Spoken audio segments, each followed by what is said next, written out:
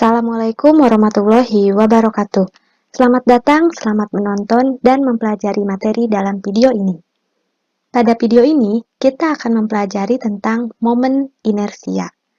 Materi ini masih merupakan submateri dari dinamika rotasi dan kesetimbangan yang ada dalam materi fisika kelas 11 semester 1 kurikulum 2013. Dalam video ini, momen inersia yang akan dipelajari adalah momen inersia pada benda titik dan pada benda tegar, serta contoh-contoh soalnya. Kalau begitu, kita langsung saja ke materi.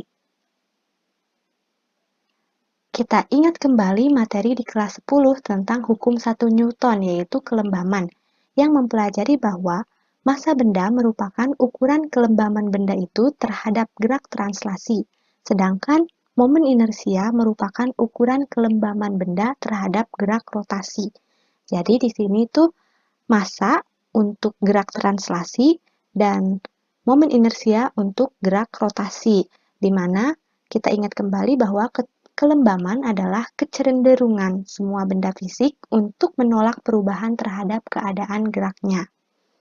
Semakin besar momen inersia suatu benda, maka semakin besar pula torsi yang diperlukan. Jadi, semakin besar momen inersia sebuah benda, maka semakin sulit benda itu berotasi jika awalnya diam, atau semakin sulit benda itu berhenti berputar jika pada awalnya benda itu berputar.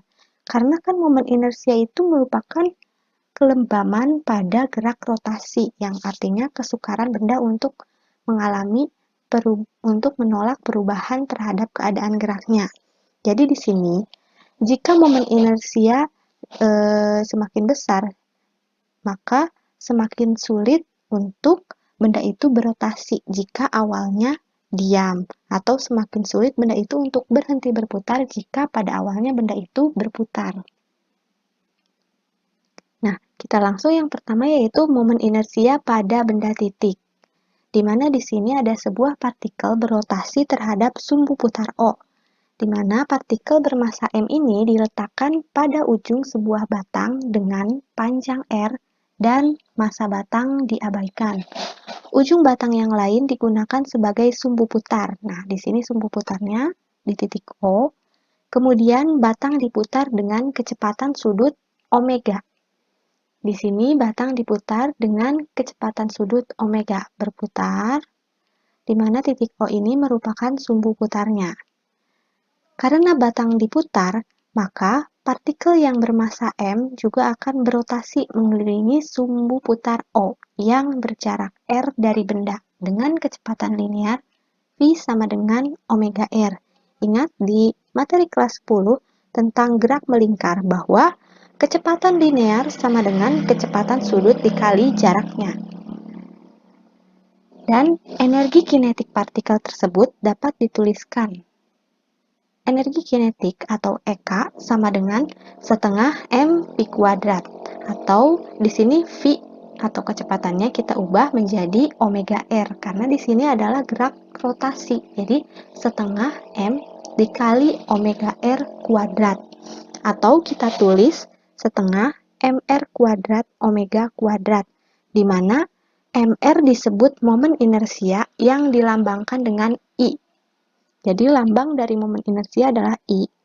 Momen inersia ini termasuk besaran skalar, sehingga rumusnya dapat dituliskan I sama dengan mr kuadrat, dengan M adalah massa benda, satuannya kilogram, R adalah jarak benda dari sumbu putar O, di sini satuannya meter, dan I adalah momen inersia tentu saja ya, dan satuannya adalah kilogram meter persegi. Misalkan di sini ada beberapa partikel berada dalam satu sistem. Ada M1, M2, dan M3 yang diputar pada sumbu putarnya di sini nih, di antara M1 dan M3. Jadi ada R1, R3, dan R2, jarak ke sumbu putar masing-masing benda. Jika dalam suatu sistem ini terdapat beberapa partikel, maka momen inersia totalnya adalah jumlah aljabar dari momen inersia masing-masing partikel. Jadi, untuk mencari momen inersia totalnya, kita jumlahkan masing-masing momen inersia pada benda tersebut. Nah, total momen inersia ini dapat dituliskan bahwa I sama dengan I1 ditambah I2 ditambah dengan I3, di mana I1 sama dengan M1R1 kuadrat, I2 M2R2 kuadrat, ditambah dengan I3 sama dengan M3R3 kuadrat. Jadi di sini penjumlahannya, dari penjumlahan ini, ketiga benda ini kita dapat memperoleh momen inersia totalnya. Kita langsung menuju contoh soal. Misalkan ada dua buah partikel P dan Q. Masanya berturut-turut 2 kg dan 5 kg. Kedua partikel tersebut dihubungkan dengan batang yang memiliki panjang 120 cm dan masanya diabaikan. Jika batang diputar di tengah-tengah, hitunglah momen inersia terhadap poros yang melalui titik R. Di sini ada benda P dan Q. Kita harus mencari momen inersia ketika kedua benda ini diputar di tengah-tengah. Kita tulis terlebih dahulu bahwa yang diketahui massa P adalah 2 kg, massa Q adalah 5 kg, dan panjang benda P ke sumbu putar itu sama dengan panjang benda Q ke sumbu putar, karena sumbu putarnya ini terletak di tengah-tengah dengan batang yang memiliki panjang 120 cm. Setengah dari 120 cm sama dengan 60 cm atau 0,6 meter. Dan yang ditanyakan adalah momen inersia terhadap poros R, atau kita tulis IR. Jawab, IR sama dengan IP ditambah IQ. Jadi, momen inersia R sama dengan momen inersia P ditambah dengan momen inersia Q. Kita masukkan rumusnya, dan kita masukkan angkanya. Jadi kan MP itu 2, RP-nya itu 0,6, MQ-nya itu 5, dan RQ-nya 0,6. Kuadratkan, lalu kita kalikan 2 kali 0,36 ditambah 5 dikali 0,36 atau 0,72 ditambah 1,80. Hasilnya sama dengan 2,52 kg meter persegi. Jadi momen inersia dari benda P dan Q yang dihubungkan dengan batang yang memiliki panjang 120 cm dan diputar di tengah-tengah adalah 2,52 kg meter persegi. Jadi soal terpecahkan. Maka kita lanjutkan ke momen inersia benda tegar. Sebelumnya, apa sih yang dimaksud dengan benda tegar? Benda tegar adalah sebuah benda yang dikatakan benda tegar apabila benda tersebut tidak mengalami perubahan bentuk meskipun ada gaya yang bekerja pada benda. Jadi benda tegar ini mempunyai satu kesatuan massa yang kontinu dan berbentuk teratur.